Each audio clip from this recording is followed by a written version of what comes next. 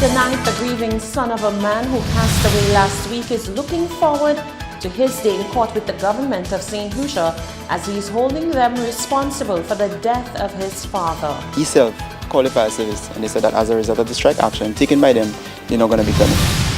Footage of a man being punched in the face has gone viral over social media, inciting differing views on what should be considered excessive use of force by police. And the Grosley bus drivers respond to statements made by Minister Gary Joseph on Tuesday. The details of these stories and more are coming up.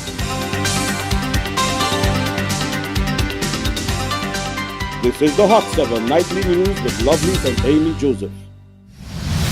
Good evening. It is Wednesday, the 27th of March 2019. Welcome to the Hot 7 Nightly News on Flow Channel 117, also on Kiss FM 105.5 and 105.9, on www.caribbeanhottv.com, and on our free mobile app. I'm Lovely Saint Amy Joseph. Thank you for joining us. We begin the broadcast with news that the state may soon be facing a lawsuit from one grieving St. Lucian who believes he and his family have been wronged. The grieving son of a man who passed away last week is looking forward to his day in court with the government of St. Lucia as he is holding them responsible for the death of his father. The man says his father's death occurred during the 10-day strike by the St. Lucia Fire Services, and had they responded to numerous calls in the moments before his father's passing, there might not have been a death in the first place. Rochelle Gonzalez spoke exclusively with the individual and begins our news coverage. Brandon Barthelemy is all set to take on a mammoth and unprecedented task in the coming weeks following the death of his father last week. Taking a bold stance, he is suing the government of St. Lucia. Speaking exclusively to Hot 7 News, Barthelemy shared the heartbreaking situation which led to the passing of his father, Brandon St. Clair, saying there's a good chance that there would have been no death in the first place had the St. Lucia Fire Services not been on strike. During the incident which occurred last week Thursday, he said calls were made to the protective services, but no ambulance showed up. The incident happened in the vicinity of Rodney Bay, adjacent to Tappers on the Bay. Okay, after my father had lunch, he fell and he was kind of gasping for air and everything, not breathing as normal. And passerby, because my father is a very popular person in the vicinity of Rodney Bay. He lives in Rodney Bay, as a matter of fact. And ironically, one of my cousins was passing and he saw he ended up seeing all the old commotion about people making calls, and the fire service said that they're not coming, and he himself called the fire service and they said that as a result of the strike action taken by them, they're not going to be coming. Okay, so I just would like to make the public know, what went on. Through the grief, Barthelemy said this is one injustice which he will not stand for, and he wants to expose it to the masses. This is especially the case, he said, as he is not the only victim of the 10-day strike. I've already liaised with a lawyer the day after that happened, and he said that I should be taking the government to task, in particularly the Attorney General. But until I've given a document by a doctor stating that as a result of the ambulance wasn't forthcoming, you understand, that's the only way I'm able to go, you understand? So, for example, is just loss of probability. So if had the ambulance come, if there would have been a chance of my father surviving at this point, To add insult to injury, from what I understood, there was a lady who suffered the similar fate. She was pregnant at the Blue Coral, 5 months pregnant, from what I understood, and they made several attempts, and she ended up losing it. She ended up giving birth right there, blood and everything. So people might not know because, firemen not taking the call until, the media is the most powerful entity on earth. So the media control the minds of the masses. They make a guilty man look innocent, vice versa. You understand? So until we don't bring it to the media, people wouldn't know. You understand? So people don't know as a result of the strike action undertaken by the fire service. There were people, Barthelemy admits that he is understandably emotional over the entire ordeal, but with that said, he explained that someone has to be held accountable and that it's not necessarily the fire service department itself. I don't know who to blame, whether it be this government or the fire service. But with the fire service, I don't know if there is a particular act which governs that firemen cannot go on strike, are not supposed to go on strike, or should they call in sick or go slow. When I say go slow, low productivity, or negotiate. That's what I know. So I don't know if it is politically driven. I mean, the Inland Revenue went on strike. I don't know if it's something against the Prime Minister, and I'm not on any side. As a result of this, the firemen having a strike, I mean, there's no contingency plan. Hypothetically speaking, if the SSU, the police force, were to go on strike, I mean, we have a contingency plan in terms of we could seek aid from the Regional Security Service, RSS, the BDF, Barbados Defense Force, and other defense force. You understand? That of our counterparts. You understand? But with something like nurses going on strike, doctors going on strike, firemen going on strike, we have no alternatives. We learn, you understand? Our country is hopeless. You understand? The grieving son said, as much as it may sound like a cliche, the government and the fire services need to put their differences aside and end the political divide. He said with such important responsibilities, the persons involved cannot afford to play such games as lives are at stake. Reporting for Hot 7 News, I'm Rochelle Gonzalez. In other news, footage of a man being punched in the face has gone viral over social media, inciting differing views on the powers or potential excessive force used by police. Hot 7 News spoke to the man on the receiving end of the punch, but he said he would reserve comment at this time. Already the video has garnered national attention. What happened?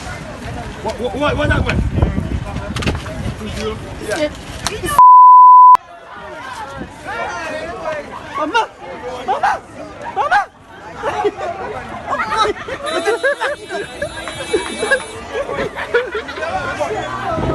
What's the problem? Yes, thank you when I died. Yes, thank you.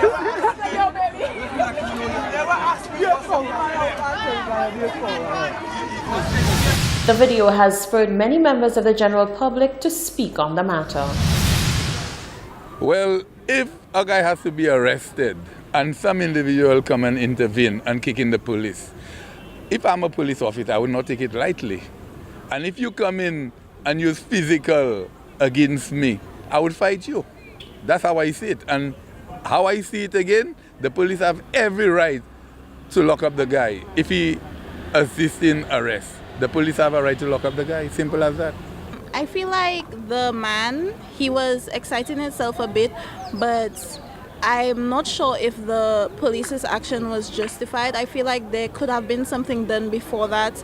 I feel like them just straight up hitting him like that and throwing him on the ground, it could have really hurt him badly, and I feel like maybe like there could have been something else done differently in that situation. Well, the police, at least the police could have a little lenient on the man, because it was, to me, it wasn't nice to see the officer did what he did there. If the man did what he did to you, he threw his knee to your belly. To have two of your legs, you simply could have just bring him down and arrest him. But you stretch yourself back and then you give him the punch and then you put your hand to his throat. It wasn't good enough, man. At least young officers, you all are coming up, try and be a little lenient with who you all meddling with, because you all could never know who you all think, because you all just joined the force and you all doesn't know the mind of the people you all are dealing with. So I guess officers have to understand you need the public to move around to get what you all want to get from them, but it wasn't good, it wasn't looking nice at all for that situation yesterday. Let's see if it will not happen to any other person or any other body. What happened there yesterday? Officers work together with the people who work with you all. But that force wasn't good yesterday at all. I didn't like it at all. Now, Hot 7 News made attempts to speak with officials of the Royal St. Lucia Police Force, but those attempts were unsuccessful. Vieux-Fort South MP Dr. Kenny Anthony has raised questions about what he calls a troubling bit of legislation regarding the City Police Unit. During the Parliament session on Tuesday, he argued that an attempt is being made to clothe the city police with police powers, but to put power into the hands of the mayor. Government MP Guy Joseph went on to rebuff the claims. The move to set up a Castries municipality police team is not sitting well with Vieux-Fort South MP Dr. Kenny Anthony. He points to Clause 222.2 in the piece of legislation that came before the House on Tuesday. The clause reads, the CCC shall, in consultation with the Commissioner of Police, appoint for that purpose a sufficient number of Castries City Police. The appointee is really the Castries Constituency Council. So you have a situation where the Castries Constituency Council is consulting the Commissioner of Police on appointment of city police. An effort is made to close some of the city police with the powers of the police, but the appointing mechanism places the locus of power in the hands of the Castries Constituency Council. Surely, that cannot be right. That perhaps this should be worded the other way around.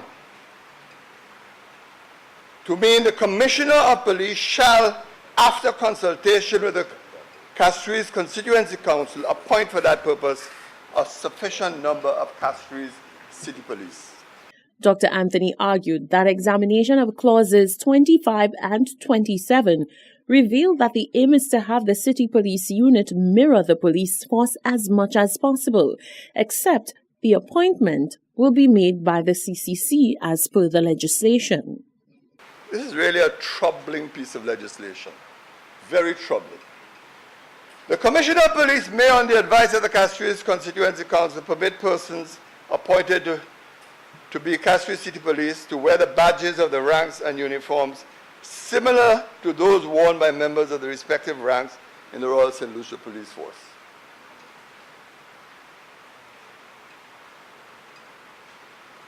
So, he has a discretion. He may, on their advice, allow them to wear badges of the ranks and uniforms similar to those worn by members of the respective ranks. So it is very clear that what you're attempting to do is really to close these city police officers with the powers and authority of ordinary policemen.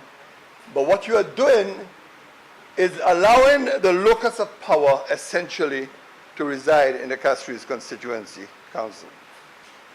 A Castries City Police, in addition to the special powers vested in him or her under this Act, has in respect of the whole of St. Lucia the powers, privileges, and immunities conferred on a constable by the common law, and the powers, privileges, immunities, and liabilities conferred or imposed on a constable of corresponding rank by the Police Act. Castries Southeast MP Guy Joseph took Dr. Anthony to task for what he said were deliberate attempts to misrepresent the situation and raise false alarm. We are talking about law and order and maintenance of law and order in this country. And then the member tried to make you believe, oh, the process is reversed. You think the mayor has all the power that he wants to have? He doesn't. Because if the commissioner of police does not swear in whoever is chosen, that person cannot have any rights or any powers of arrest. So all the power does not reside with the mayor and who the mayor decides to choose. There are still laws that govern, and no law is operating in isolation of other rules. There are rules that govern everything. And Mr. Speaker, I know the members opposite know better than that, you know.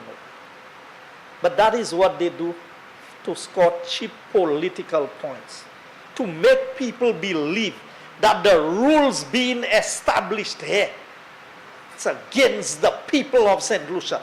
Dr. Anthony insisted that had there been debate and dialogue with the 4 representatives of the Castries constituencies, then some of the concerning provisions in the legislation could have been dealt with beforehand.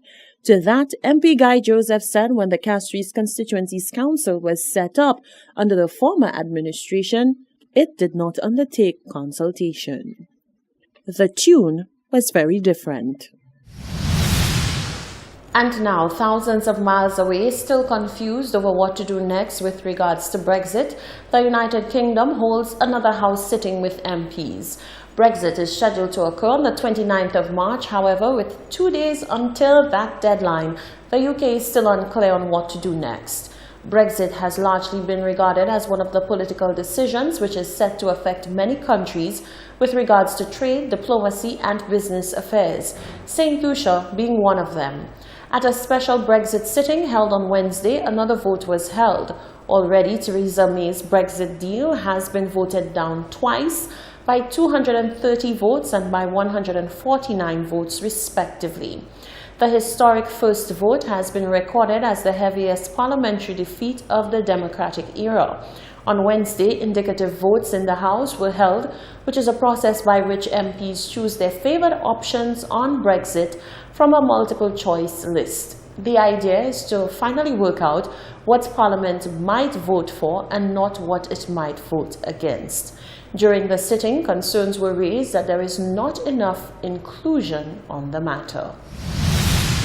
Scotland will not follow the UK into that darkness if the UK fails to change course. We can and we will follow the light to allow Scotland to become an independent country in the European Union. Mr. Speaker, I want to make it clear that tonight the Scottish National Party will vote for our preferred options on the order paper. We will vote for a second EU referendum. And we will vote for motions to revoke Article 50, as revocation may be our only option to get out of this mess. These options must remain on the table. The Scottish Parliament votes today to endorse revoke in the event of a no deal. We expect that to be backed on a cross-party basis, and friends and colleagues, let me say, that includes the Labour Party. Karen Home, former High Commissioner to the United Kingdom, on Tuesday had this to say about the ever-elusive Brexit. I'm not sure anybody knows what will happen on March 29. There will be a number of indicative votes taking place. And based on that, we'll have a better understanding of what happens in Europe and in the UK. And until then, I'm not sure anybody can predict, including Prime Minister Theresa May, what will happen on the 29th. You're watching the Hot 7 Nightly News. When we come back, Rosalie bus drivers respond to Guy Joseph's remarks made on Tuesday, and an official update on the works at the Larishouse Road in Vieux Fort has been given by government. Stay with us.